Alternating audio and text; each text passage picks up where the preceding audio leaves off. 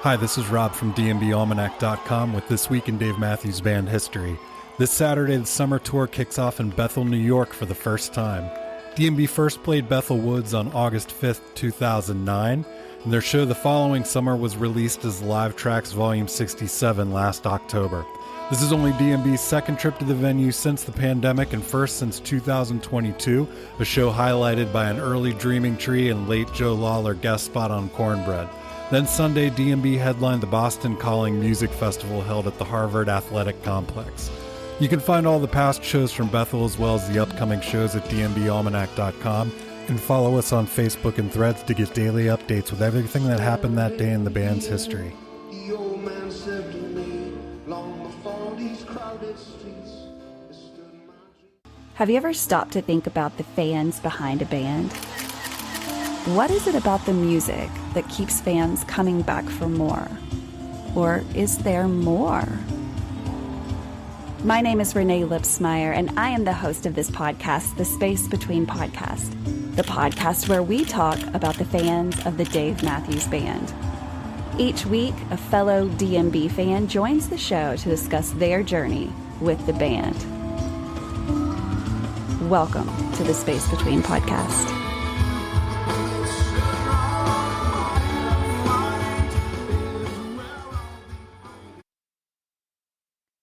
Hey guys, welcome to another episode of the Space Between Podcast, the podcast where we talk about the fans behind the Dave Matthews Band. If this is your very first episode to listen to, well, that is the only band that we talk about is the Dave Matthews Band. Just last year in 2024, the Dave Matthews Band was inducted into the Rock and Roll Hall of Fame, which if that doesn't tell you enough, listen up. We've got a guest on the show that's going to tell us why in the world is she listening to this band from the 90s? And why do people continue to listen to a band that's been performing for over 30 years? That is what this podcast is about. And we almost have 200 episodes, which means like over 100 and something people have come on this show to share their passion for this band. Everyone has found them at a different time, whether they started in 1991 when the band started in Virginia, or if they just found them a few months ago. Everyone found them in a different way at a different time. And honestly, when they found them may have sounded different than when their friend first found them. So there's a lot of history behind the Dave Matthews Band. So this episode is like every episode. I have a guest on the show to talk about where in the world they met this band. But first, we're going to get to know who they are and a little bit about them. So thank you so much for coming on the show. I know you've been on the show before in different ways, and we'll talk about that here in a little bit. But who do we have? Tell us who you are, where in the world do you live, and then just tell us something about you. My name is Star Wilson, and I am from Pleasant Plains, Illinois, which is right outside of Springfield in a little cornfield area. And basically, I work from home. I do laser engraving, printing. I have a small little shop inside my home that people can come to. Brick and mortar fails every day. So due to the fact of online being the big part of sales these days, I just didn't see a point of having a storefront. So we have 3 different platforms of purchasing, and we're looking at getting into other avenues of retail online. Well, I'm very familiar with your work, and I know a lot of people that are listening to this podcast are very familiar with your work. You have created beautiful things that, we can have personalized. So if I need my name on a mug, which I think you need at least 20 personalized mugs in every cabinet. My husband disagrees with that fact, but I love a personalized mug or, whatever the brand is that's in style. Like, who doesn't want that with their name all over it? And then I've even doormats, what a thing we don't think about as far as personalization goes too, but you can even have your doormats, whatever in the world you want it to say, funny or just serious, whatever. Star can do that for you. Every which avenue, funny to elegant, is one way or the other. Sports teams are hot, depending on your season, for sure. True, true. So, I mean, I know that you stay busy and you do great work. And so, Yeah. if somebody wanted to check out all of your stuff, because hey, I think that DMB people should support DMB people. It's a network of people. We always talk about supporting our networks. That don't forget that your Dave Matthews Band family is your network. So, I think when we find people that are doing something, at least give them a check her out, see what she does. If she's not for you, cool, whatever, but she might have just exactly what you need. So how could somebody find your store online? My main website is swdesignconcepts.com. So that's a hodgepodge of what I do, everything. And then I have some things on Etsy, but it's very watered down. Just Yeah. hand pick a few little things here and there. And that's about it. And then we're got approved for TikTok Shop and Amazon, and I really don't know what I'm doing. So I need to find someone that is first in that to be like, can you please help me? Because I don't get it. Yes. Everything's a No, I get learning it. curve. Building a It website, is. I don't even know how much I cried. A lot. Like, I can't do this. There's no way. I get it. I mean, I So totally you're get it. making the product, you're like the photographer, you're the promoter, maker, like it's just so much. Shipping, receiving, inventory, accountant. It's like, come on. You're It's a so team of hard. one. I know that from time to time you have help, but for the most part, you're a team of one. Yeah. Well, and I Yes. haven't worked her at all this year just because everything's been so down. So I don't know. Right, We're right. hoping for a turnaround, but Hey, let's do you know. it. Let's do it for Star. Hey, ladies support ladies, women support women. Come on, let's support Star. So be sure to check her out on social media, check out her website, and you never know when you're going to need a gift. And then you're going to be like, what do I get that person? And then you're going to remember this podcast and you're going to be like, I know a girl that loves Dave that sells personalized stuff. Well, Boom. and I also carry a lot of other small businesses product, and it's funny because some of these businesses I found when I've been on the road chasing the band. Aha. So it's just crazy.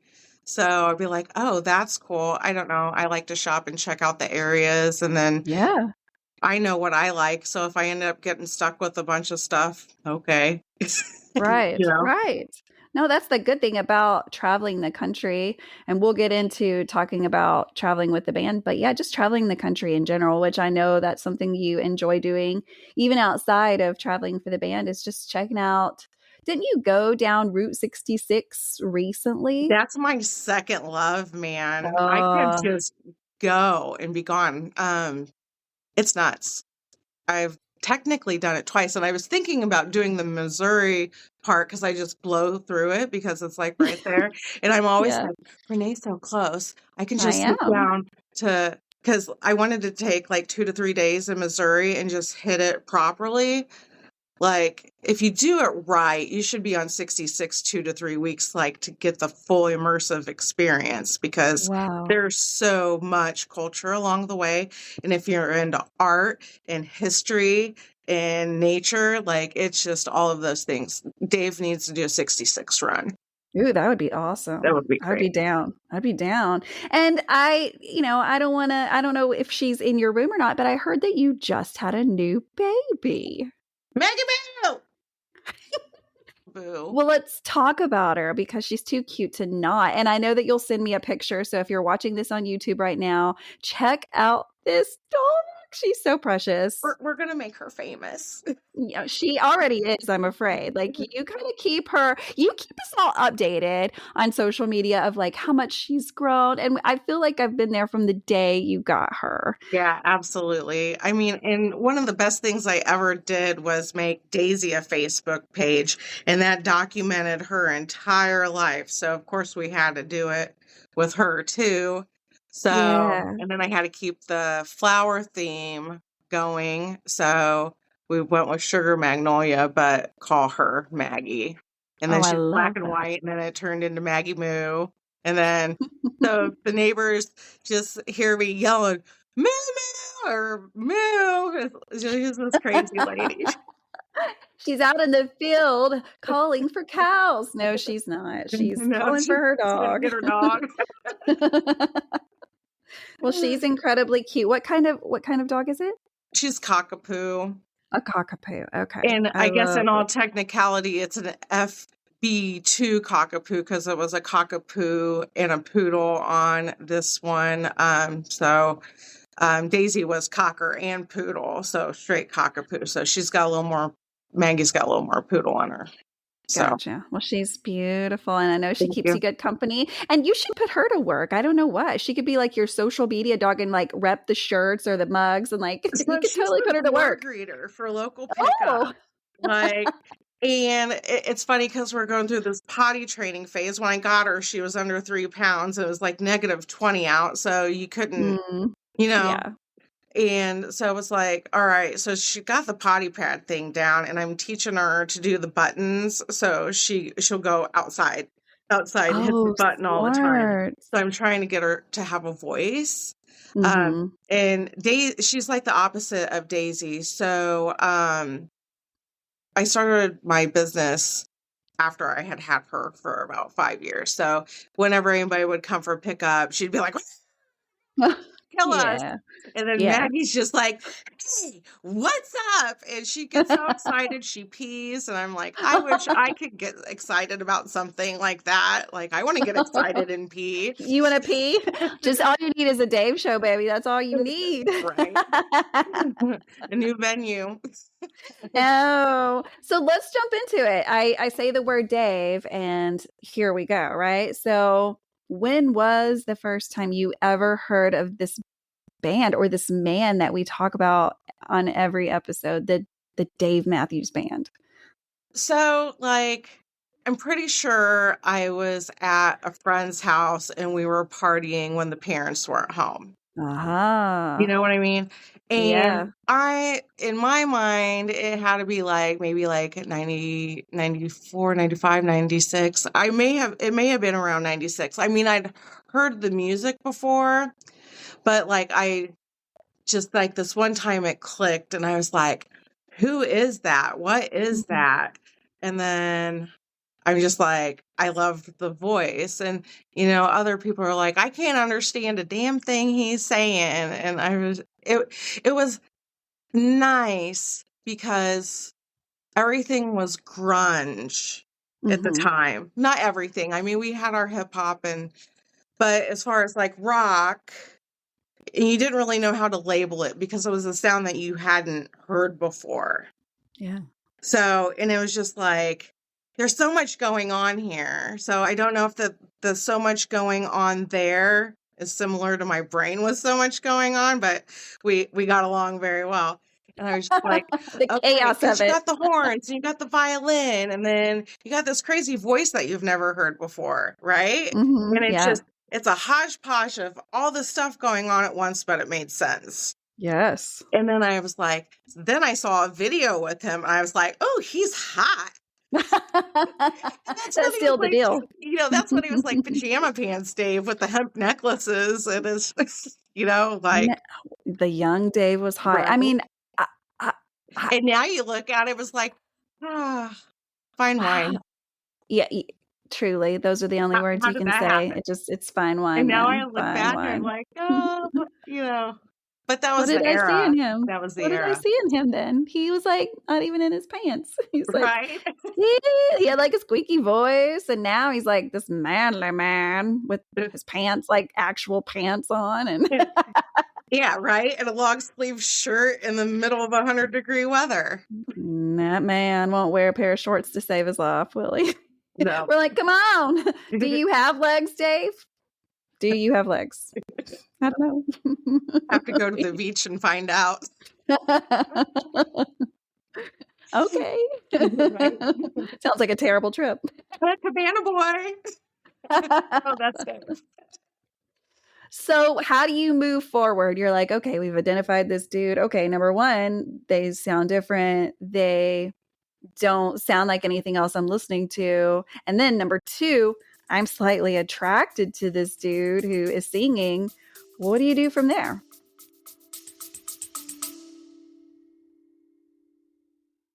Hey, what's going on, everybody? This is David from the Dave Matthews Tribute Band, also known as the DMTB. We are stoked to take our Keep Me Floating tour down south this May for shows in Alabama, Florida, and throughout the Carolinas. And we're going to be featuring a very special guest at our show May 17th in St. Petersburg, Florida at the Floridian Social Club. None other than your podcast host, Renae Lipsmeyer. So if you're in the Florida area and the west coast of Florida on the Gulf, come jam with us, come hang out with Renae and the DMTB, and we'll see you on the road.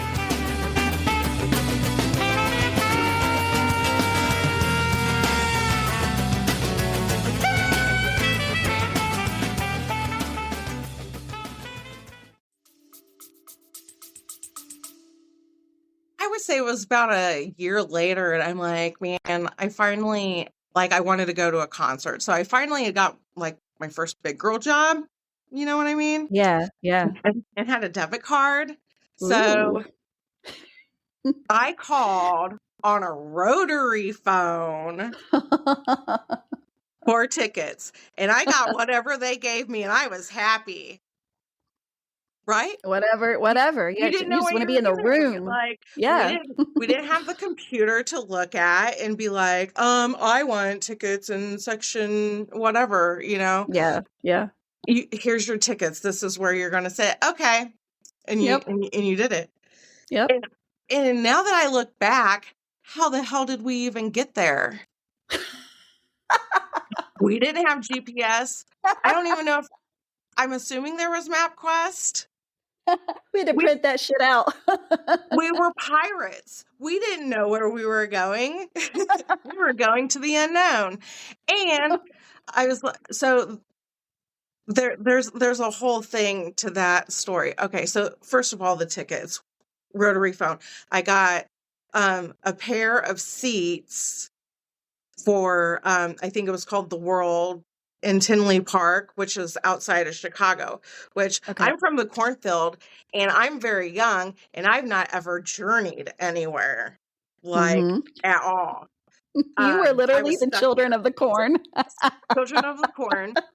And then 2 days later, a show in St. Louis. So back then they were doing 2 nights or 3 nights everywhere.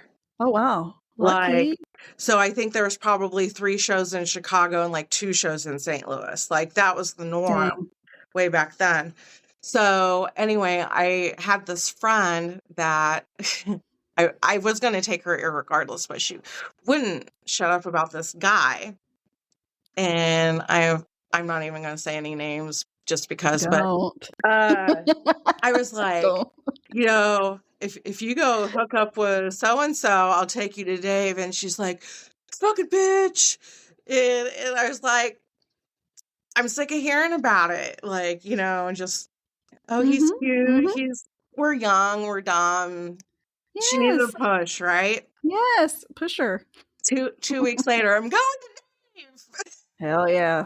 So Yep. I was going to take her either way, but that was just funny. So yeah, we went to Chicago, and then That was 2 your days first later, show. we had a huge group go to St. Louis, which Wow. that was easy because that was only an hour and a half away. So that was just down and back for the night. Right. So take us back to first night Chicago. Number one, okay, like you said, you're children of the corn emerging, going, we're going to go to the big bad city of Chicago. I remember nothing. I imagine we were just super stoned the whole time. I remember nothing. I mean, and the fact that it was so long ago. So it was in 98. It was a very long time. I mean, we want to believe that sounds like close. Because like we all remember that time very, I want to say vividly, but like if you were to ask me anything from 98, I'd be like, I don't know. I have no idea. I remember some things like, I know I was living my best life back then. I didn't have any debt. Right? Yet. Yet. It was coming real quick though. Coming in hot. Super hot at 30% interest. Oh, yeah. Bad. Mm-hmm. Yeah. Live and learn. And my first job was working for a mortgage company in the foreclosure department. So I Oh learned, no. well, but like when we were in school, we didn't have computer classes, right? Like True. I learned to type on a typewriter with correction Yeah, me tape. too. Me too. So they taught me email, they taught me Word, Excel, and Smart. Yeah. their Yeah. their DOS programs, DOS. right? I was just talking So about that the other day and they were like, "What are you talking about?" And I was like, "I can't explain DOS programs for you." yeah, there was no Google mouse. it. Google it. Yeah. It's And your function but keys. like they taught me money and I'm grateful for that. This is where Yes. you're going to end up if you fuck up. You don't want to go into foreclosure. Yeah. Yeah, you knew. But So that when was you very go smart. into a job like that, like the verbiage is so foreign. It's like you walk into a True. place. So, I mean, I just started out as filing and then they moved me up to phones. And then within a year, I got hired on. And then I'm making stupid money very young. Yeah. That was probably not good. Um, I mean, it was good, but not good. Sort Right. of the Right. I get it. extracurricular activities. But, Right. yeah, it taught a lot. Yeah. So Yeah. So if you don't, well, and right now, you don't remember what you were thinking, but I know when you walked out of that show, regardless of whatever state you may have been in, and you had a positive experience because you signed up to go to the next one pretty darn quick. And so you must have had a great time. Now, whether that was the music or like a combination of everything, do you remember your second show? And it's cool to say it was a no. Like, huge it lawn was a long party. time ago. I think we had 20 to 30 local friends Oh, that makes it going. fun. So we had a big party. But like Yeah. there was already this talked about subculture going on where people would follow the band. And I'm just assuming that it was obviously college kids at that time. They were off Right. during the summer and could follow, whereas I was in the workforce and could only go to one or two shows a year. You Yeah. know? Yeah. So in my mind, in my little dreamy head, I'm like, I want to do this. Like it was them or fish, Yeah. and you followed like I don't know. I just think it sounded so fun to be able to travel and see places Yeah. and Yes. meet all these people. I don't know. It's It was not the cornfield. So you had like a right. dream of being able to go do something that you enjoyed.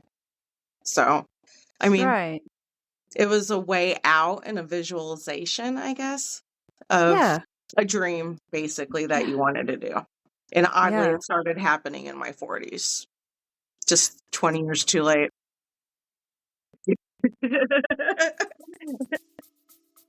I appreciate it more. I think I probably would have died back then.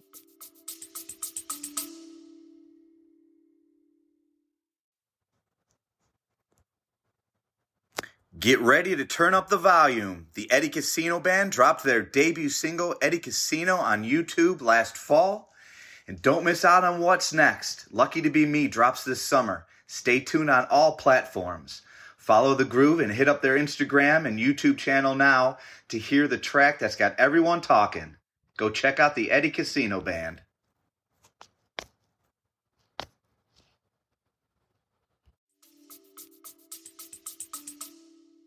Me too. I think so. I just wasn't ready yet. I know that's what we do, right? But like, well, my thing is the band's taken me now to so many places I never would have visited otherwise. Oh, yeah, me too. And For it's sure. mainly the people that I've met. It's like, oh, we're going to go here, or we're going to go there. I mean, and then there's like highlight shows where they did Busch Stadium, right? Huge Cardinal fan. Yes. And he did the inaugural show. It's like, and it was like seeing the Pope at the Vatican. Hmm. You know what I mean? It's like Yeah. you're a huge Cardinal fan and Dave's playing Bush. You're like, God, sang and danced, and my body was sore for days afterwards. Oh, yeah. I mean, we had Totally the worth best it. time. And then going to Wrigley, being a Cardinal fan, and my buddy was like, "You better not wear that fucking Cardinal shirt up here." So I But had did it you? underneath a Aha, shirt. yep. And as Yep. soon as then I switched. She's like, "I can't believe you'd wear that here." You know, it is what it is. Just for you. And I have the Wrigley shirts too. It's fine. I'm not a hater. And what a great place Wrigleyville is. It is so cool. Well, It's so cool. I mean, the music that's produced in there by the Dave Matthews Band is just it's one of my favorite live albums. Specifically, You Might Die Trying. It's my favorite version of that song because the Wrigley last or Bush? Wrigley. Listen to 27 on Bush. Okay. You know, I've been pointed to Bush a couple times. Number one, by Rob over the Almanac. He just randomly was like, "Have you ever listened to that show in St. Louis?" And I was like, "No." So I really got into it. It's awesome. There's no doubt. I was the big girl that loved to have the subwoofers in the car, right? Yeah. That Bush album just pounded. It was wonderful. I like the Bush probably more because, you know, whatever. Yeah. But Wrigley was fantastic, both of those. So good. So good. And I mean, all of their live albums are good, but there was just like something in particular that stuck out of those two, for sure. The fact that you are at a show that was turned into a live album, that's awesome. Yeah. And now there's been quite a few that's ended up happening too, but like, well, when you're starting out listening, you buy the studio albums, right? So Sure.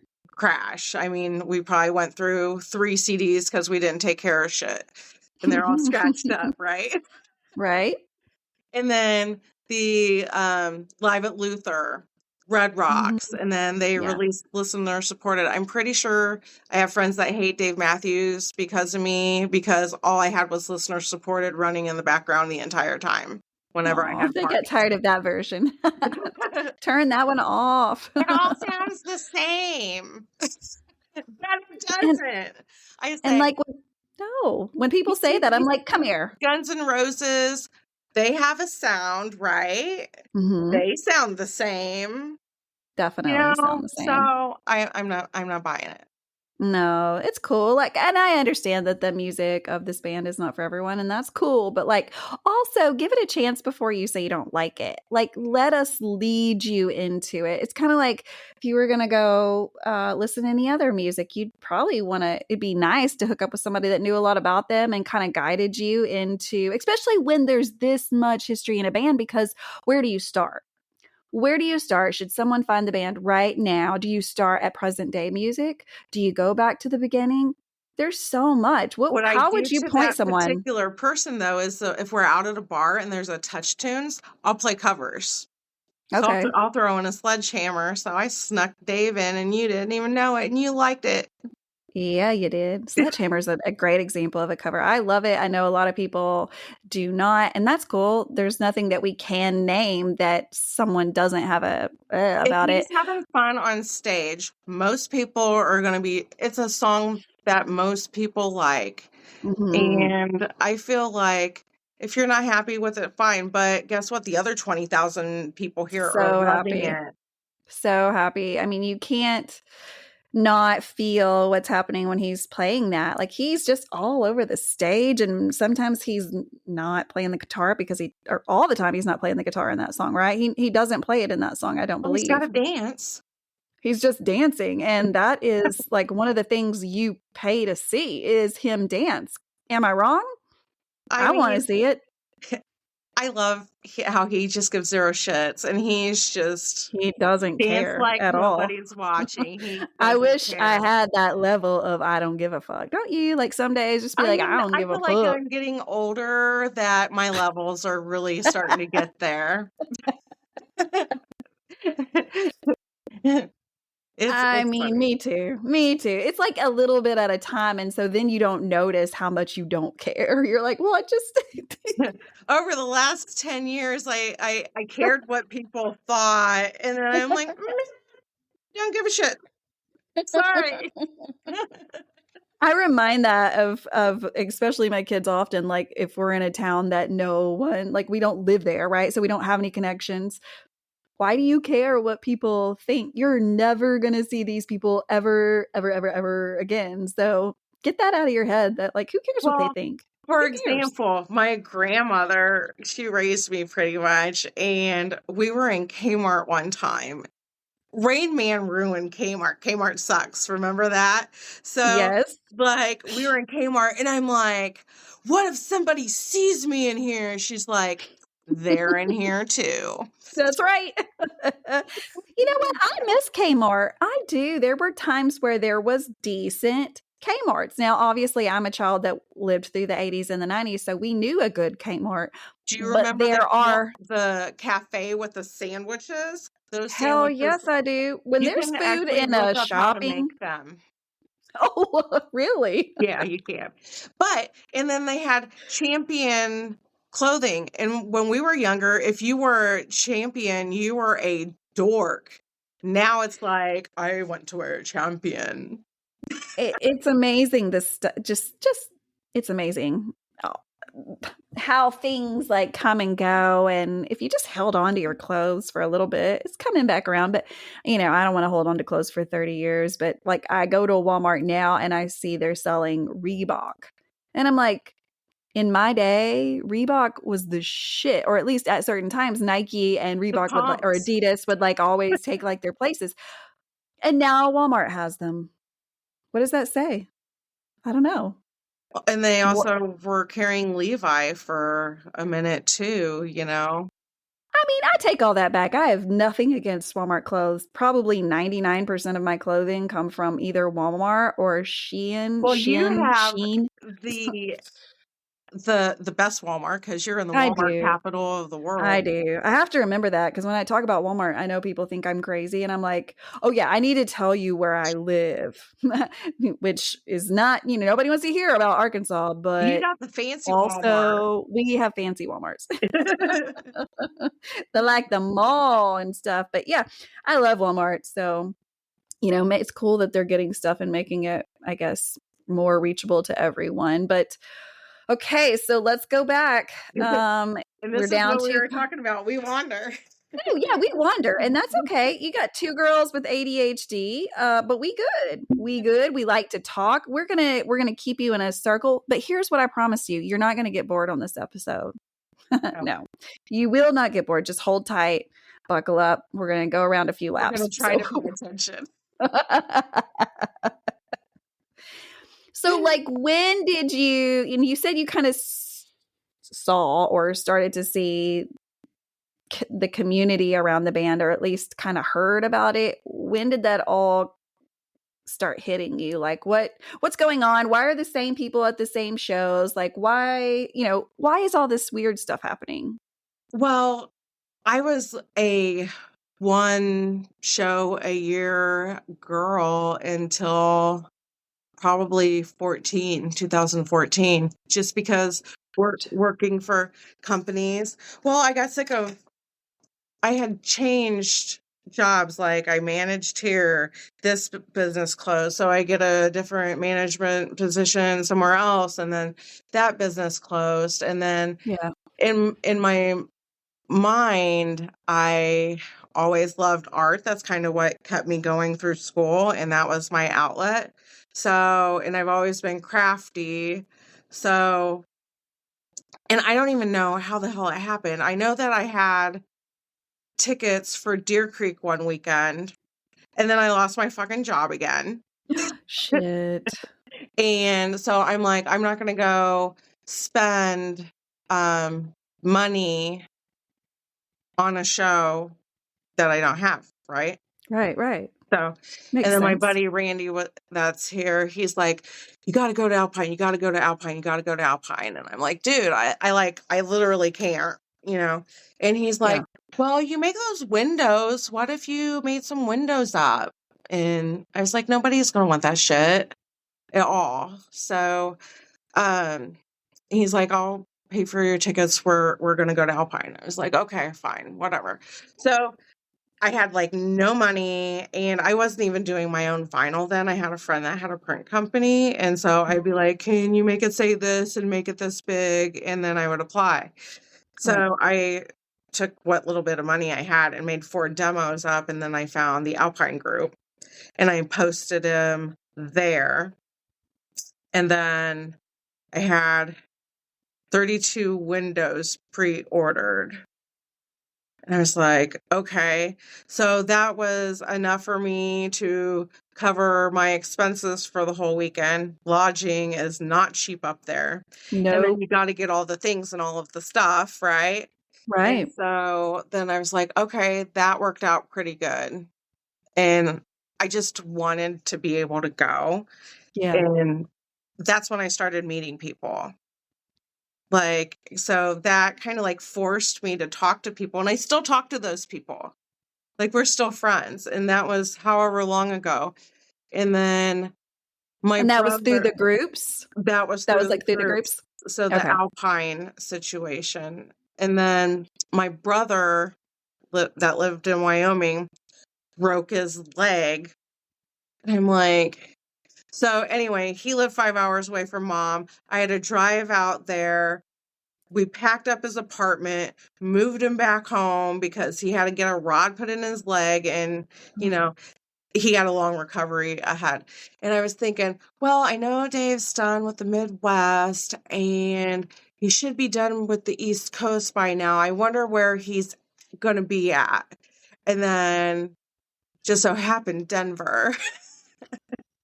So, I went to Mom's and did all the things there. And then I went to Denver solo. And that was my first solo experience.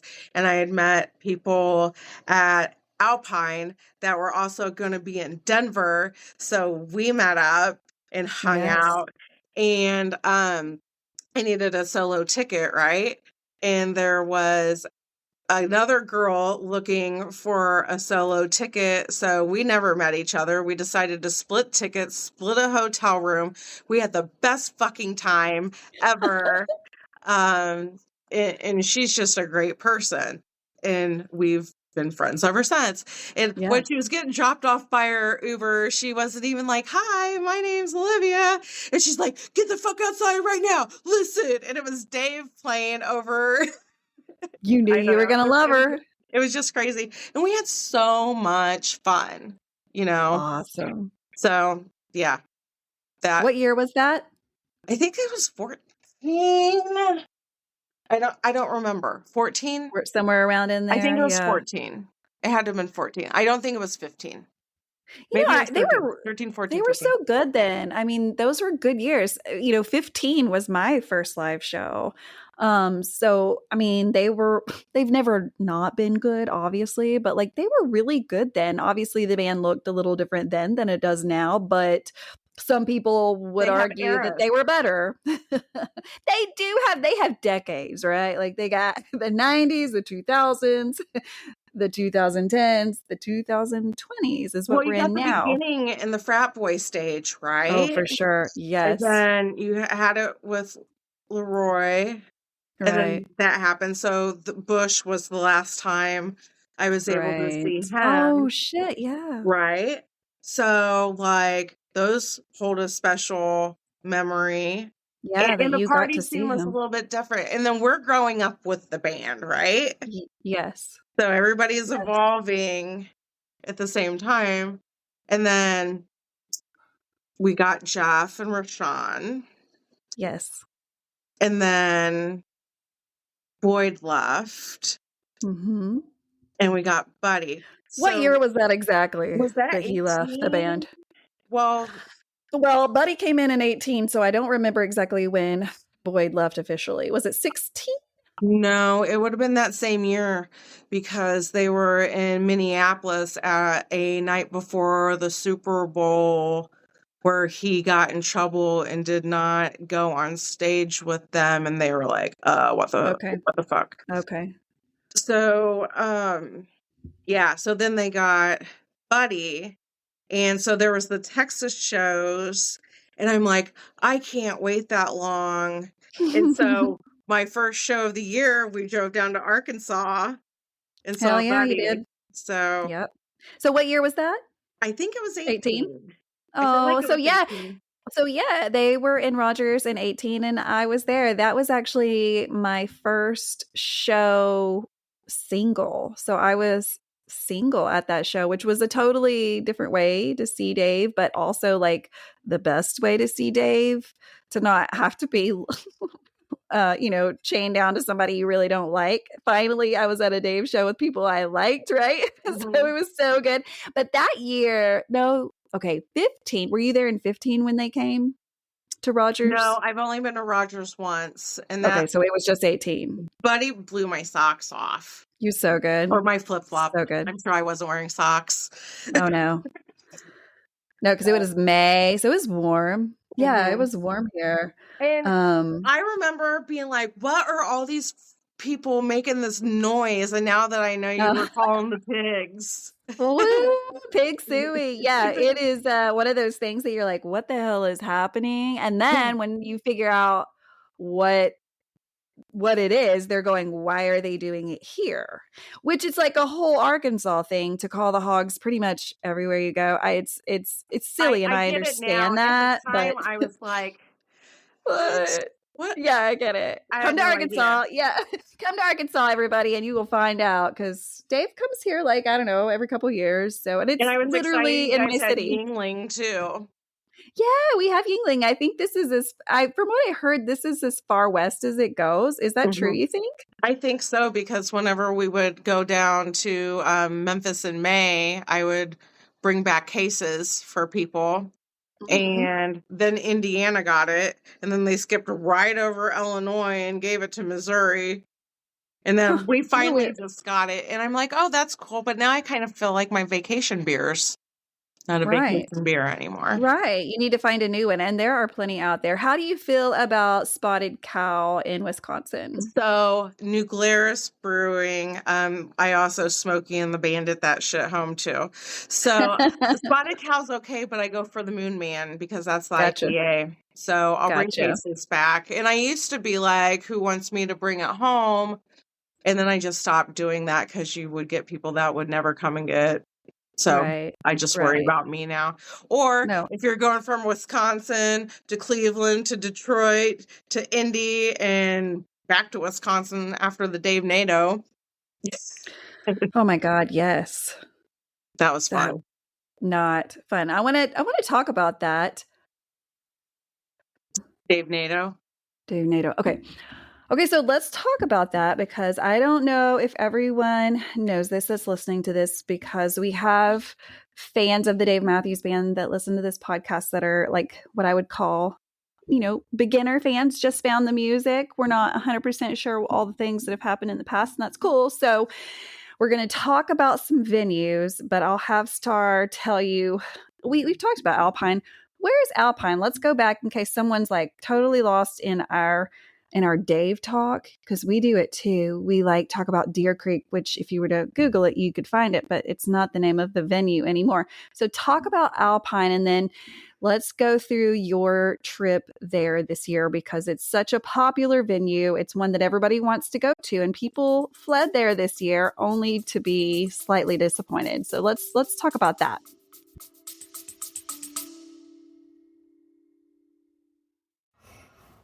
Hi to the listeners of the Space Between podcast. Special thanks to the fabulous Renae Lipsmeyer for offering the opportunity to talk about an organization creating great change.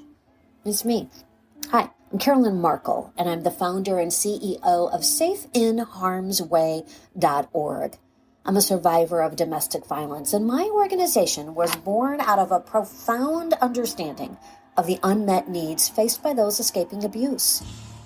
Because we've got a problem with domestic violence across the world. And in the United States alone, close to 60% of the population experiences some sort of intimate partner violence in their lifetime. What compounds that problem? 40% of the calls to the National Coalition Against Domestic Violence go unanswered. And in cities everywhere now, shelters are at capacity and funding has disappeared.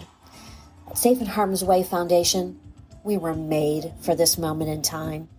We do not take any federal funding, which allows us to pivot where needed to directly address the issues that are most affected by any person navigating violence.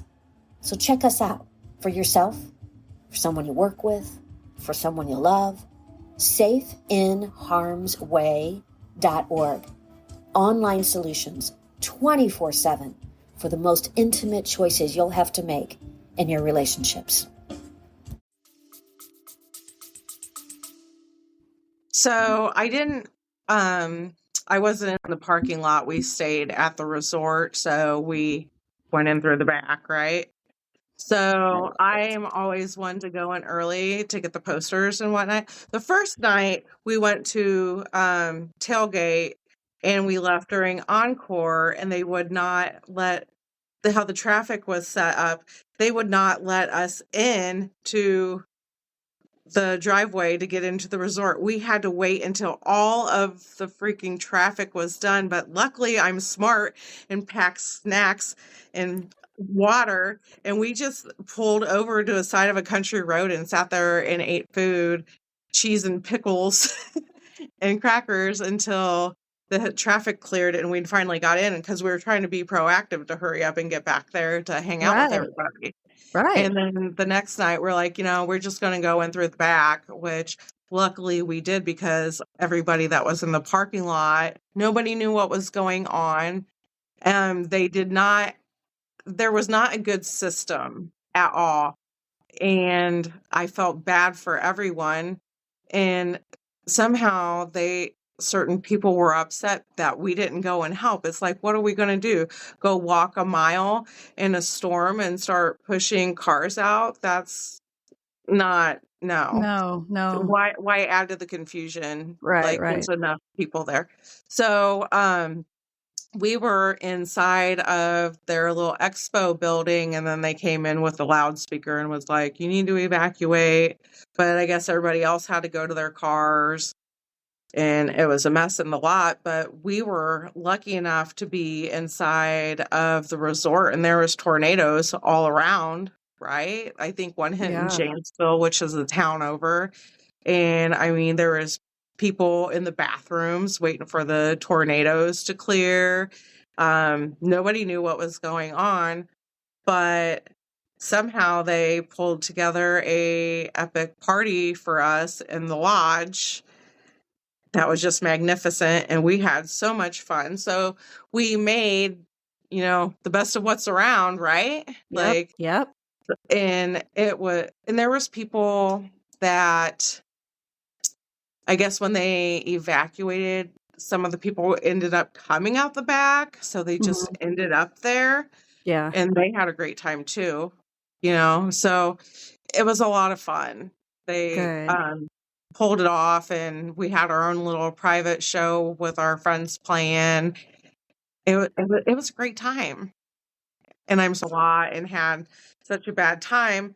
And then we were all like, well, when is this going to be rescheduled? Because people plan that as their vacation. They're flying in from wherever. So you had a lot of people selling tickets because they weren't going to be able to come back for one show.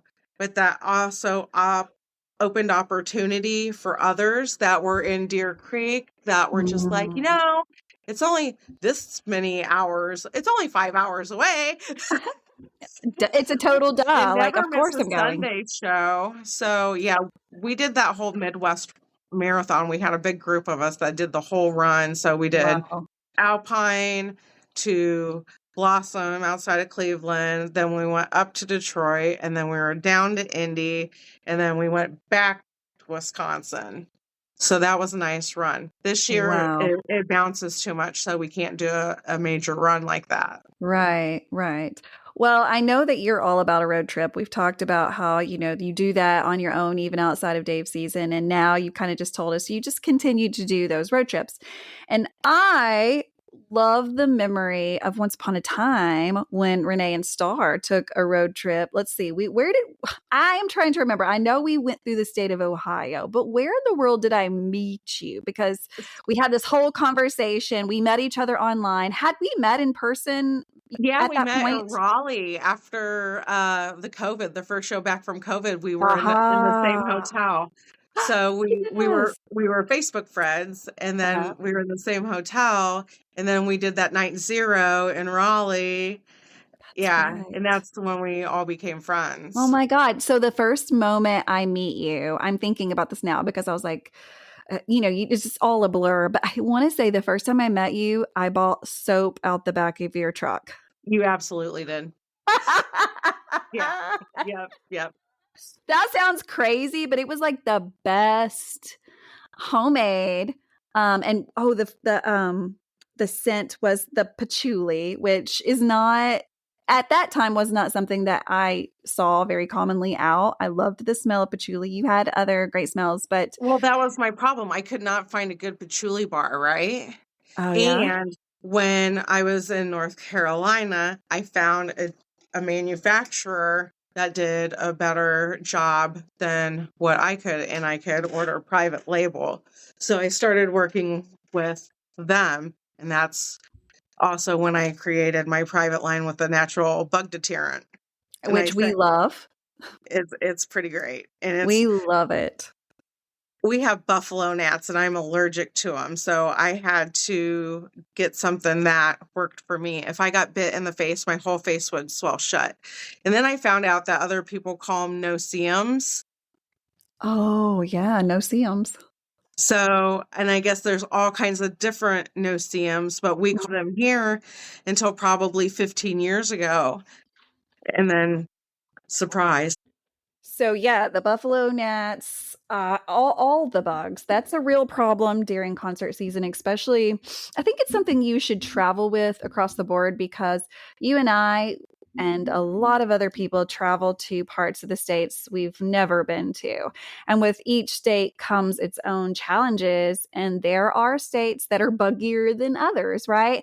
And so you got to be prepared because that can really ruin a show. It can also really ruin the rest of your vacation after you've gotten eaten up the day before. So those bugs are terrible. But I know that Justin and I got a couple of those. I guess they're like sticks. Is that what you would call it? Your Yeah. bug sticks? They're not, I felt like a spray.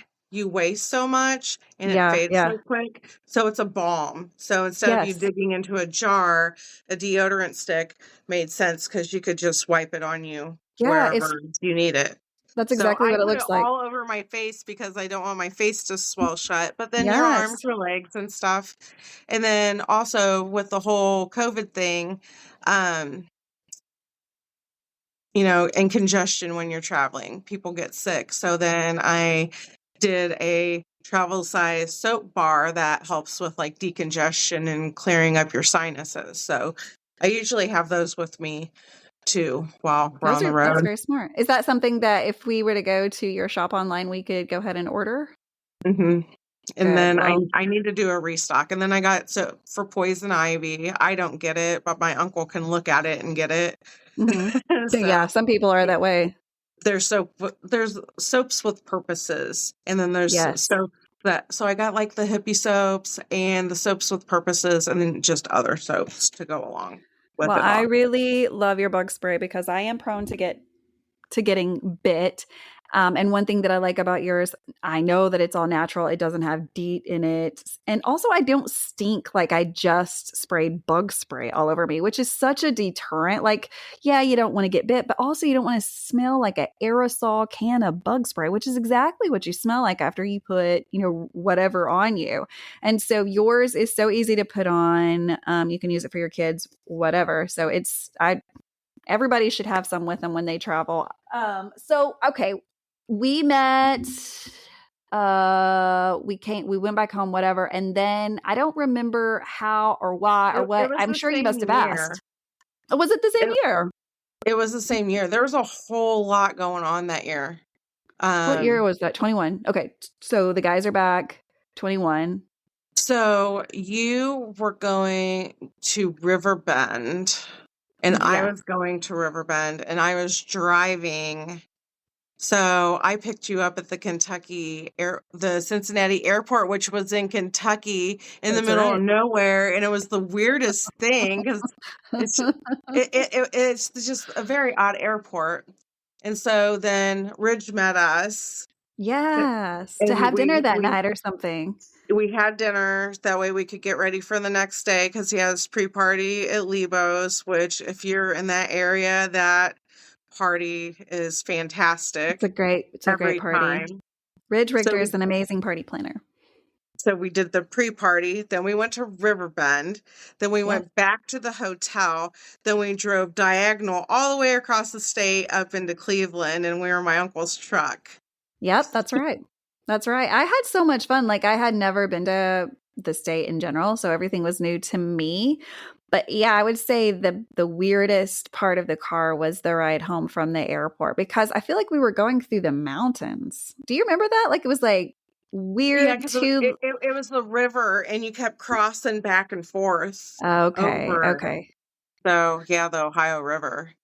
Okay. It's I mean beautiful. I like both venues. Riverbend is cool, it's Blossom's cool. very cool. The whole Blossom was area, amazing. I wish that it wasn't an 8-hour drive from me because I just can't do it like Yeah, for one yeah. show. You know what I mean? Yeah, So I'm going to skip out on Blossom this year. If they were back to back, it would sure. make sense. Right. But so this year I was going to go. So St. Louis has a big week. Hell They yeah. have Goose 2 nights. Yep. And then there's a day off, and then it's Billy Strings for 2 nights. But then Saturday is the day that Billy's playing and Dave's playing. So, On the and same Ridge day? yeah, in St. Louis. So when we're in St. Louis for Dave, Billy's going to be at a different venue. So At we the were same time. thinking, okay, Friday, let's go see Billy, but I'm going to Riverbend, so Is that the night before? the night before. So I guess I'll head to Cincinnati Thursday, and we'll have the Cincinnati show Friday, and then drive in to St. Drive in, Louis. drive out, right? We're leaving. Yeah. Yeah. So, and But there'll what be a way to pre-parties for go. both of those shows Hell too. yeah. What a way to go. I know that you help Ridge a lot, just selling all kinds of beautiful things at the pre-show parties. And how did you meet Ridge? Because it's like where you are, he is there too. And then we'll talk about the t-shirts because your lives have kind of taken a merge together. Where in the world did you meet? And if this name doesn't ring any bells, that's okay. There's obviously a lot of fans in the world that love the Dave Matthews Band, but there's a guy that lives in Ohio who is, I would say, maybe one of the official fan party planners, meaning like parties that are for the fans before the show, either before the show the day of or before the show the night of. This dude has connections all over the globe. He could throw a party anywhere and people will come out to it. Where did you meet this guy?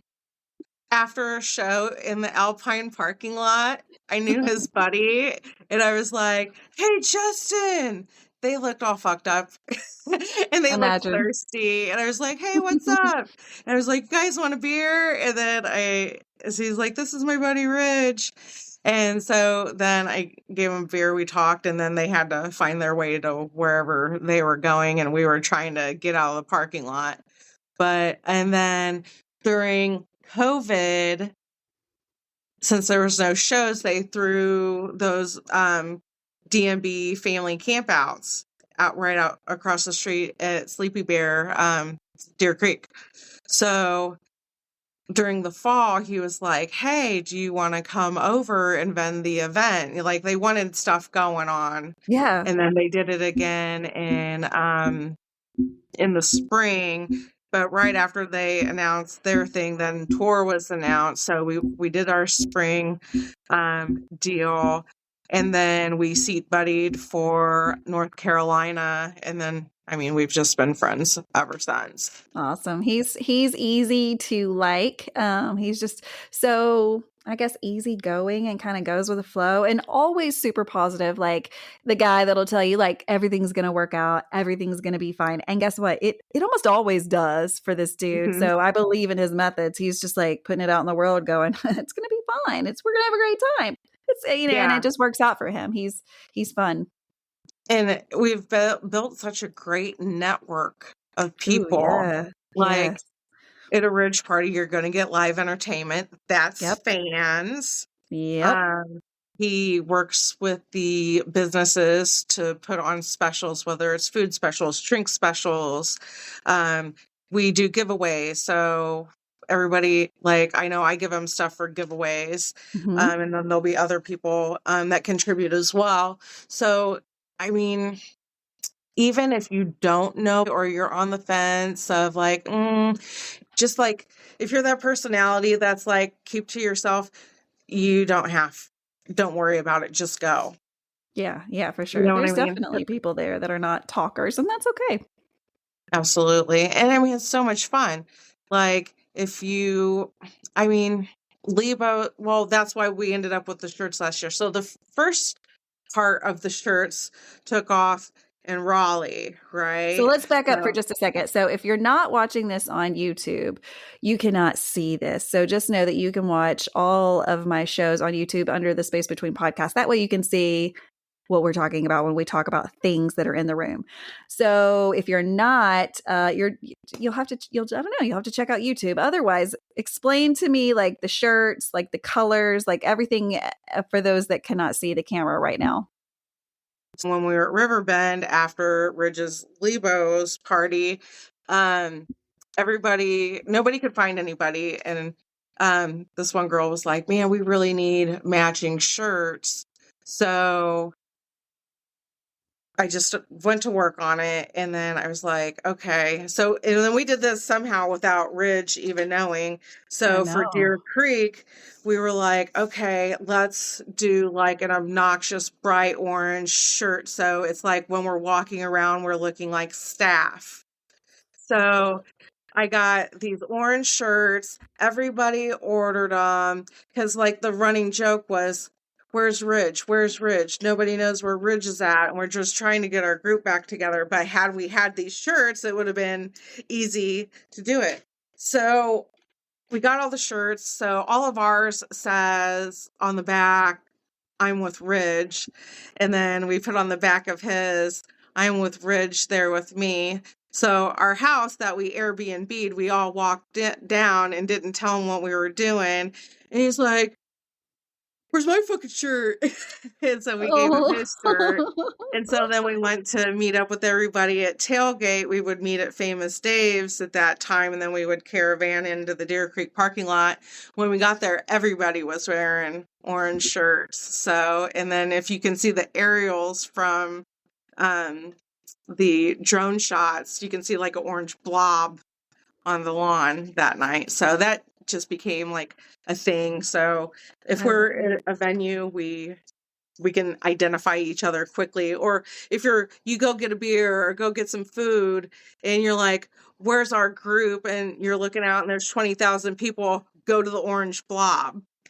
Yeah, You know, it did make it feel so much easier to find people. I got to be part of that, and it was a lot of fun to see his reaction and to see how many people were in his network, because people really did respond. I know that you did like a private group message, so Ridge wasn't a part of it. So when he showed up and saw everyone in these shirts, he had no clue that like so many people were in on it.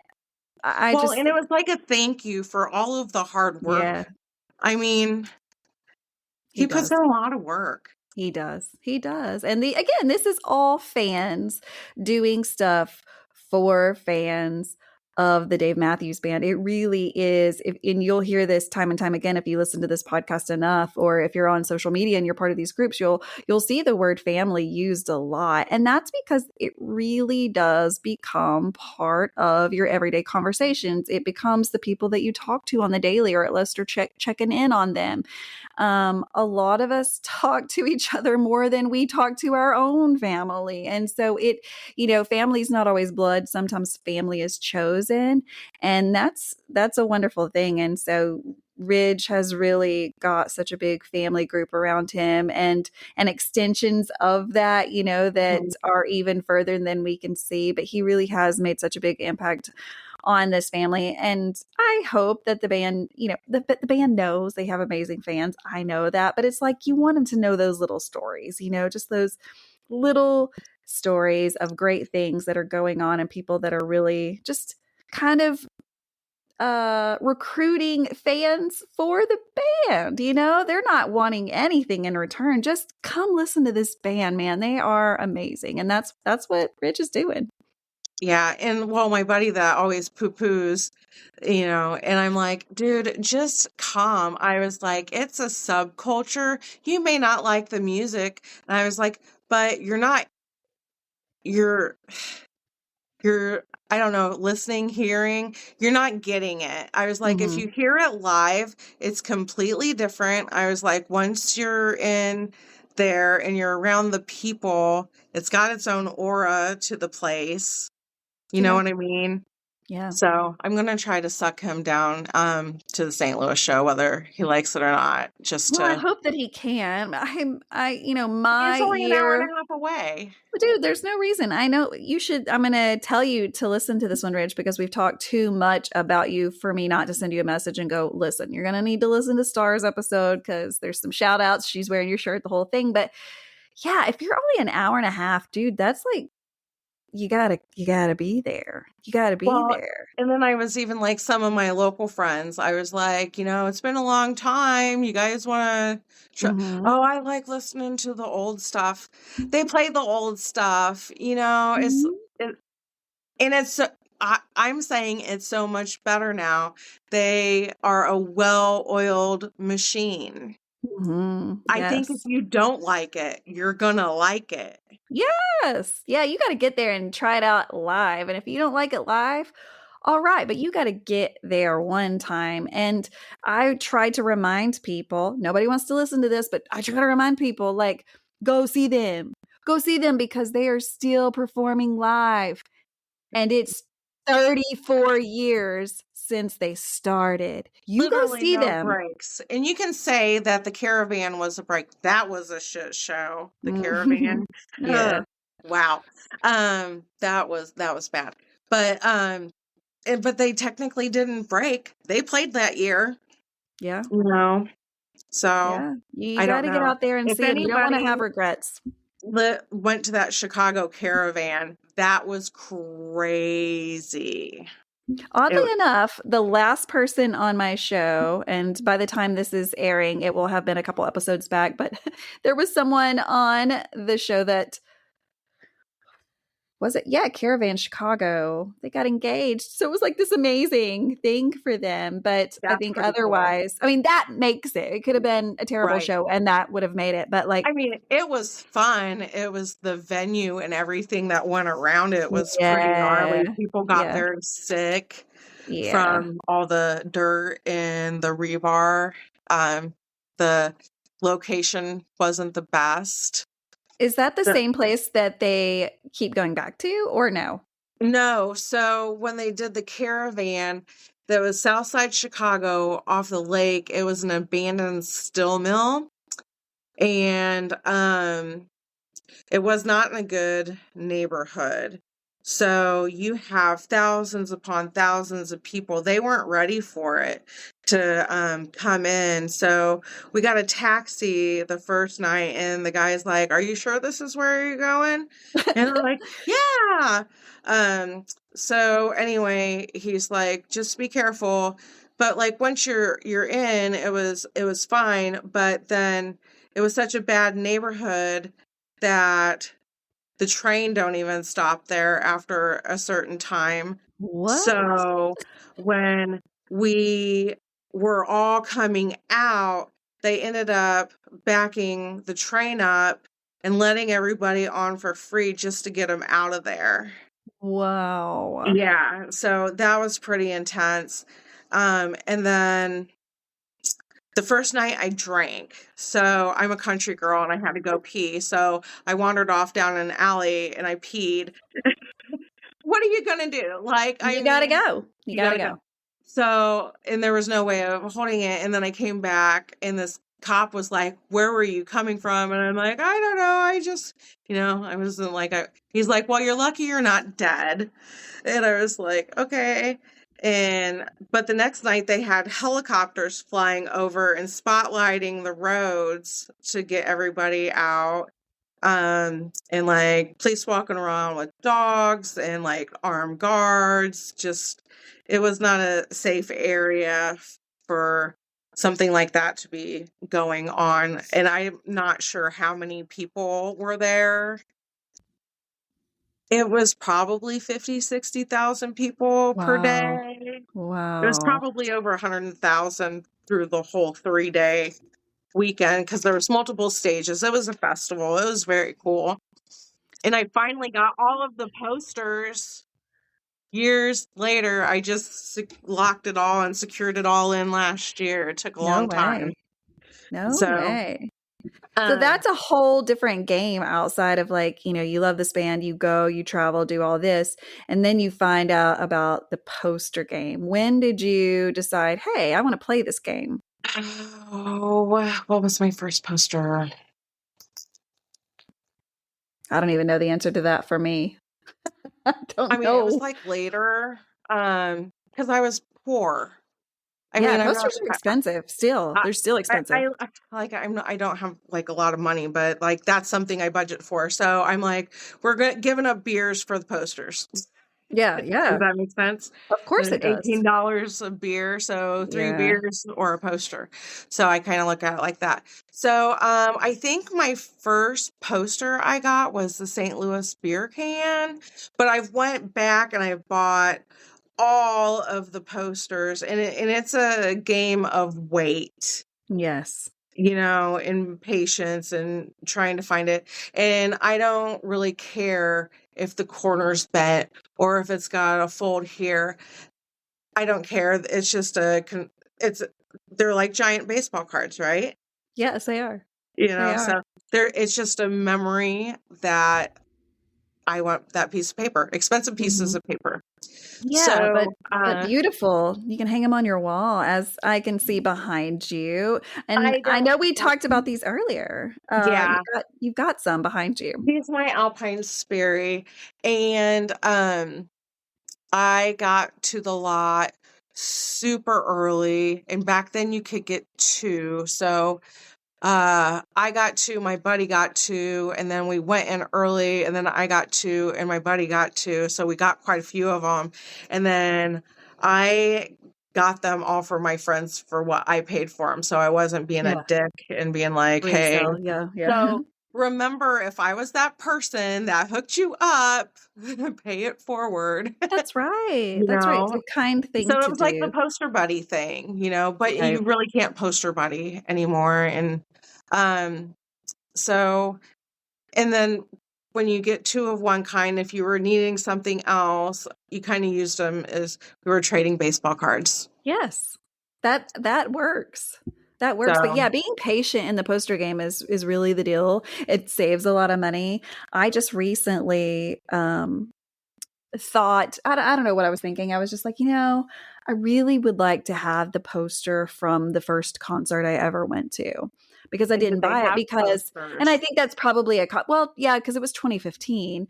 So they did, but like being and I wasn't a new fan, but like being a new concert goer, I didn't know, right? All of this stuff, like that they had posters. I'm sure I went to the merch tent and probably looked for t-shirts, but like posters, I wasn't there yet. And so not yet. And so I put out some feelers a couple of weeks ago, just saying, hey, I'm looking for this poster. And I found it in my city, because the concert was here in my city. But I found it in my city, and the guy had it professionally framed at Hobby Lobby, and he sold it to me for $100. Framed and everything. I was like, hell yeah, that was meant to be. But I had to wait 10 years to get that poster. But that's okay. And that's fine. Like the Busch Stadium poster, when that popped up, I was like, I'll scour eBay at 4 or 5 in the morning and be like, oh, what's going on here? And then I just got the Rock and Roll Hall of Fame. Oh, I don't have that one. I didn't even know. And I don't know, like there's some on there for like 1,500, 2,000. I think I paid 500 for it. So I hit at the right time. So No, I'm still and like I don't appalled really by like 500. doing that, but I really didn't. You know, I feel like they're probably not going to lose their value, and they're kind of like an investment. It's better than throwing money into a gambling machine, right? It is, because you're guaranteed something back. Now, Mhm. on that poster from the Rock and Roll Hall of Fame, it is not just exclusively Dave Matthews Band, right? It has It's all of them everybody. listed, right? So it's the Mhm. class. Okay, so that's a really cool way, even if you're not a Dave Matthews Band fan. And I don't remember what the number count is, but it is stupid low. Why would they do that? I mean, I know it's to create a whatever urgency. I didn't get even people. know they had posters. I didn't think it was going to be that kind of thing. I you know? didn't either. I know that I heard whispers of it later, but at the same time, I was just like, well, they're all gone, so I'm not that concerned about it right at this moment. And now you just reminded me of that. But yeah, that's probably a few years out for me, because I just 500. I know, but like they're still on there for like 1,500. You know I what I can't mean? even imagine. I sometimes am like, about $65. You know, I'm like, I don't know. It's a piece of paper. Yeah. And sometimes I'll stop, like, well, when 2 weeks before COVID, I bought my laser, and my ex at the time, and I was like, how am I going to, pay for that? And so it's like, he's like, sell some of your posters. I was Mhm. like, what? How absurd. Rude. And so I sat there, and he goes, they're just really expensive pieces of paper. He goes, and I'm like, those are my children. Of course. I look at them every day. I dust them. And then, so I just kind of like laid down on the floor with my face down, sprawled Oh out. my God. And I was like, it makes sense. Okay. I need to do it because I needed to upgrade if I wanted to continue to be a business and evolve. So I had to make an investment somewhere, and I'm not a big fan of putting everything on a credit card because of the interest and whatnot. So I kept the prized possessions and the St. Louis one, like the Busch Stadium and different ones I was not getting rid of. So, right. And he's like, you can always buy them back. Okay. All right. And I did, plus the grails in under 3 years. And I started my business 2 weeks before the COVID shutdown. So I'm like, how am I even going to survive? I cried a lot because some of it was on a credit card, right? Oh God, yeah. Because it was a very expensive machine. Sure. So I was just literally had to sit down and be like, how am I going to make money? What am I going to do? So I started making face masks. So that was in February. So I made enough face masks to have the machine paid off by August. Wow. And that was literally the only way because you couldn't go anywhere. Nobody was doing anything. So that lucked out. And then tours started back up, and then we got back to normal life. That was awful. That was awful. I mean, I like to remind myself there are some good things that came out of COVID. There are. And for those of you that don't know, there are good things that came out of it. But for the most part, it was an awful, awful, awful time. And hopefully we never have to go through that in our lifetimes again. Hopefully never, but not in our lifetimes. We can't take it twice. I'm grateful that for the work at home and being able to ship and creating an online business at that time actually worked out, even though I didn't know what I was doing. You know what I mean? Like, it's a lot to learn. And then he was supposed to be a mechanical whatever So he gave me the push to get the machine. But now that I look back on it, he was just like a dipshit that didn't know what he was talking about. So if I go back and look at everything that he programmed, it was completely wrong. So I ended up having to teach myself and do it the right way. So But now I mean, it's fluid. that's amazing. It's amazing, well, that you're able to do so much. I mean, you're crushing it. You had a dream. You wanted to do something different, and you just did it, and it's I don't know working if out for you you. can see. What does it say? To take what you can from your dreams and make them as real as anything. So that's literally a motto. That is, and then I put it on my arm. It's above my bed. It's in my workshop. Like, so you just kind of got to get it. That's right. You just have to do it, and every day you got to put that foot in front of you and make something happen. And oftentimes you don't even have a clue how you're going to do it, but you say you're going to do it, right? And you believe in yourself. And that's the hardest thing, is just believing in yourself. Like, can I do this? Am I good enough to do this? And then you did it, and you're doing it. And my business was an accident. It was not intended.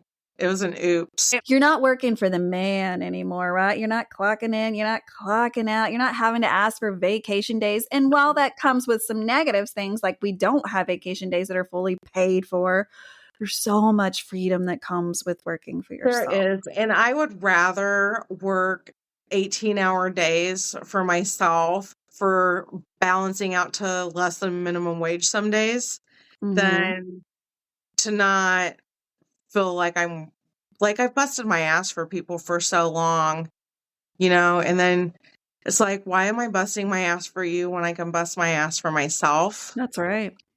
So hopefully it keeps going. We hope it keeps going. It will. We're going to say it. It will. We're just like, we're like Ridge. Going. We're like, yeah, it's going to be great. I can't wait for you to see what's going to happen, Star. It's going to be amazing. Lots of opportunities. So that's, I mean, just making your business bigger, and hopefully it will last long and continue until one day when we can both retire, which may be never for most of us that are this age. ADHD never retires. Yeah, it's like you stayed any place long enough to get 401k. Or you worked in silly places that never even heard of 401k, right? They're like, we don't have that. Or I'm the nut that says we reinvest all of our money right back into that business. Yep. I mean, but that's what it takes. That's what it takes sometimes. And so, yeah, I think a lot of us our age will just be working until we're disabled or until we die. And those are the two things that are, no, I like working. And most of the time when people retire, they're not extremely happy. They found all this time. Or they say they're busier retired than when. So. Yeah, I don't plan for the future. I do, but I don't. I'm like, what can we do today and this week? And that's what I'm going to focus on, because it'll stress me out if I try to think about what am I going to do when I'm 65 and I don't have any 401k. No, handle that then. The world's going to be different then anyways. Well, and then I think that one of my come to Jesus moments was when I got super sick and I had to go to Chicago for surgeries, and that just changed my outlook on life. Yeah. And I know you should save your money and you should do all of this and do that. And I was like, I'm traveling. Yep. I'm traveling. Yep. I could die tomorrow. That's right. Any day. And I wouldn't have went to the gorge. I wouldn't have done the Raleigh thing. Like, I didn't plan on Raleigh until like the week before, and I'm like, fuck it, I can't stand it. I need to go somewhere. And what a liberating solo trip that was, driving down there. I bet. I bet. Yeah. I think that was forever. The feel of that show, that first show when they walked out on the stage, I mean, Dave was crying, I was crying. He was crying. You were crying. We was all everybody was crying. Shared a cry together, and I feel like that was honestly on the highlight reels of my life. That's right there on it. That concert, that moment, and not for any other reason of just like I feel like we were all in the not location wise, but we were just all in the right. We were all in the same moment, and that moment like was felt the same way by everyone. It was just such a It was a different feeling. It was. It It was just like it's normal. hard to A little describe. bit of normal just came back. Yeah, I listened to that concert the other day because it just happened to run on XM, and it was hard to stop listening to it because it took me back to that day and when he sang Singing Through the Windows and how Mhm. he had to stop. Yeah, you And could hear his voice cracking, and he's like, whew, yeah. that was just everything that moment because when he was singing that and he stopped because I think he was really choking up. I do. Because the next verse kind of, when this is over, when we go back to every day, and we were there. We were there in that Mhm. moment, or at least the beginning parts of it. And it was such a moment, to realize that we were on that other side. And it was an incredible moment. I wouldn't have wanted to be any other place. Yeah, we were going back up the hill finally. That was Yeah. rough. I mean, and we still had a long ways ahead of us. We did. But at least we had our people back together because a lot of us sat in our homes and in our backyards and having our own little concerts because Dave was still doing concerts at home. But, they were bored. We were bored. We needed a connection with people, and we weren't necessarily getting that. And so I think the band handled COVID in such a wonderful way. They could have used that time to really spend time with her, and they did spend time with their family, but to really just kind of like turn off that Dave Matthews Band, whatever that is, like to turn that off for a minute and just be them. But I think that they are. It gave them room to grow too. It did. It and did. Gave them a break. It did. But I also think at the same time they realized that we love what we do, even though they always knew that, but they missed it. They missed going out and performing for people. And so they were like, what can we do? Well, we can perform. We can't perform in front of people. We can't even me and Carter got to be in separate rooms when we're recording this at home stuff, but we're doing it. Did Moo decide to make a grand finale entrance? The girl we've all been waiting for. Aww. Hello, tell us what's your name? What's your name and where are you from? My name is Maggie Moo Moo, and I came from Galena, Illinois. You want to say hi? Say hi, Renae. You're the sweetest baby. Say hi, Renae. I just want to cuddle with you. She's pretty sweet. Oh, I love her. She's like, Mom, what are you doing? I know. Who are you talking to? Well, I cannot tell you how long I've been thinking about you being on the show, and we've had you scheduled once, and then I bailed out because premenopause. I think we were trying to do it a couple years ago too. We just never. It's fine. I'm hormonal and I can't help it. It's the age. I'm sorry. I understand. But I've had you obviously on the show many times. We've ran some of your commercials through the episodes, which I hope that you found some increase in followers in that. We have worn your swag. We have done everything. But my favorite moment of you being on the show was actually just last year in Louisville, Kentucky. How you say it like that? Louisville. I had to practice, and Vicky Brown. I'm like, I'm trying. It's so hard because naturally I just thought it was like Louisville or Louisville, and you were told real quick and in a hurry when you get there. No.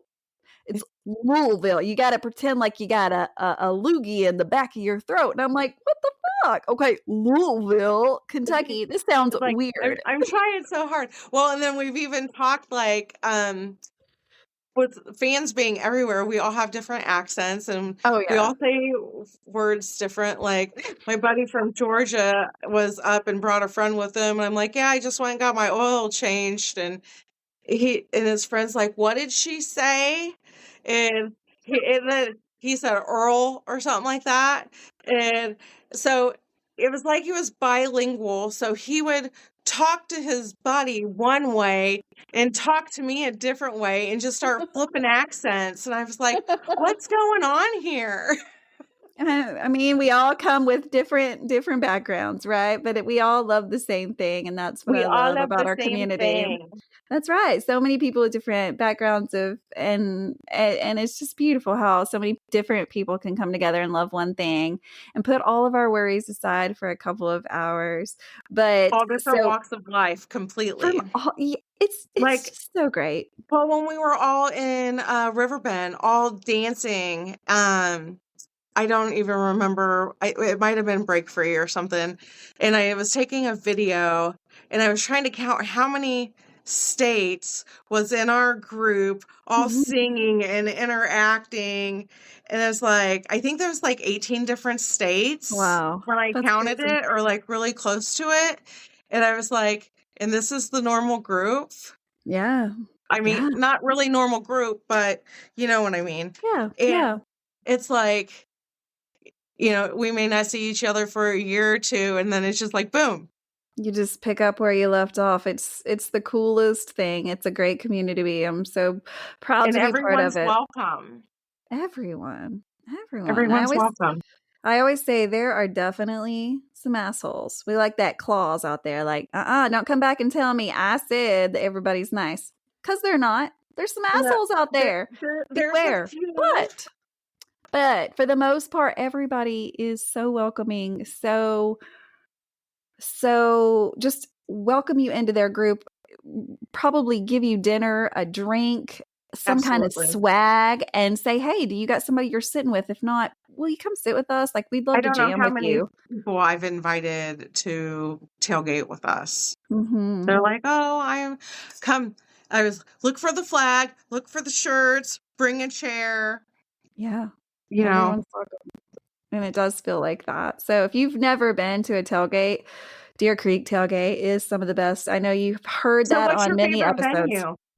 People don't ask you many questions. What's your favorite Oh venue? What's no! your See, favorite that's why tailgate I like being the host, because the questions don't get asked to me. venue? It's so Favorite hard. tailgate so far? Well, okay, they're all wonderful. Yes, Deer Creek is wonderful because that's where I know a lot of people. But I went to oh God, what is it? I went to Jones Beach in New York. And it is kind of far out, like, because it's just where it's at. It's way far out. And it's a 2-lane road to get out there. And you get out there, and everyone has brought food like a normal tailgate. But you have to think, like, in New York, I was so impressed with their tailgating, truly. But yeah, that's my favorite. So 2025, is here, where the band is on the road again. By the time this episode comes out, they are going to be going. There are people out there playing from our youth that you've got to get another glance at them, because some of them are just still really killing it, and you're like, damn, I hadn't heard of you in 30 years, but they're back and they're so much better. So definitely check out the schedule for the Dave Matthews Band. And if you're not going to be anywhere where the Dave Matthews Band is going to be, I've got a suggestion for you. Try checking out the Dave Matthews Tribute Band. They are also all over the country, traveling literally everywhere. If you have never heard of them, what they do not try to mock or imitate or play the music that the Dave Matthews Band is currently playing. They're not trying to do that. What they're trying to do is something that's not being done right now, which is the sound from the 90s, 91, 92, 93. What did they sound like? They sounded completely different than they do now. So the Dave Matthews Tribute Band pays tribute to the original sounds of the Dave Matthews Band. So be sure to try out them. They have a website, thedmtb.com, and they're all over the socials. So look at their schedule. Tell them that the Space Between podcast sent you there, because they would love to play. How many times would we like to throw up a set list and go, hey, Dave, sing one of these songs? We would love it, right? We would love part of that. Well, the Dave Matthews Tribute Band will actually do that for you. They'll even come to your house and play for you if you want a private party. So definitely check them out. They will switch it mid-set if you scream out a name of a song. They will. They're good. They play like 5 miles from my house at a little winery in the cornfield. So good. They're They're so so good. good. So be sure to support those guys. They are literally fans of the music. They're just trying to like go back old school, and they're really good at doing it. So support those local musicians. And 2025, otherwise, we're going to be all over the road as far as the podcast goes. We're going to be in St. Louis, which I know Star is going to be there. So we have some exciting things that we will be doing. Then I have tickets for to Chicago. Will I go? I don't know. That's the one I'm kind of willing to give up if I have to. So it's kind of like I got tickets, but I don't know if I'm going to do it. And then tickets to California, which I will definitely be at the California show. So we'll be all over the place. But I'm also doing some shows with the Dave Matthews Tribute Band in Florida. So definitely check out all the socials, Facebook, TikTok, Instagram. Keep up with the pod. And if you're interested in being on the show to tell your journey with the Dave Matthews Band, I'd love to have you on. It's as simple as messaging me saying, hey, I'd love to be on the show. And again, what we are doing with the show, if you haven't heard already, is we are taking bits and pieces from my podcast to make a documentary about mental health and music. So for more information, be sure to, again, just follow us on all the socials and see what we're doing next, because we're always doing something fun. So definitely follow us. And Star, thank you so much for finally being on my show. It all worked out. The stars and the moon and everything have aligned, and it happened. So we've got you down. I can't thank you enough for being on the show. Thank you. Always a pleasure. Awesome. And we'll hang soon. We definitely will. But for those of you that are listening, be sure to check out the YouTube side of it. Subscribe so that you know that our new episodes are up. And then if you are on a podcast app, definitely leave a review, 5 stars. If you're kind, if you have some suggestions, or we have some, I know we have it. There's always improvement to be made. Email me that stuff. Don't leave a 1 and then put, this is what I think she should do. I don't even know what I'm doing. So tell me with any. Yeah, I'm taking requests. What you want to see? This is about the people. It's not about me. So, guys, stay tuned. More episodes right ahead. And in the meantime, peace, love, and Dave Matthews Band.